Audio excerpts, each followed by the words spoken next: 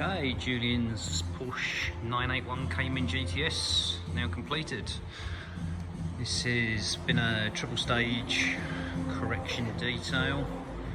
It's also had a full front end Llumar Platinum PPF installation by the window film centre.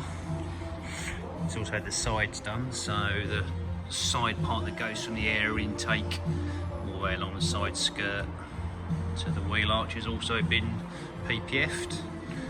Everything else has then been ceramic coated with Titan Zeus.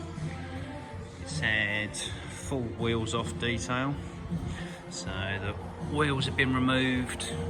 They've been coated with 2 coats of Titan G238. Let's have the brake calipers. Everything's been then given a wipe down with Titan's maintenance product, which is Titan Ultra. All the glass has been coated. Exhaust tips obviously coated as well. About it really. PPF job's absolutely amazing, as usual, by the window film centre. Joe and Lee, we're 2 people here doing this one.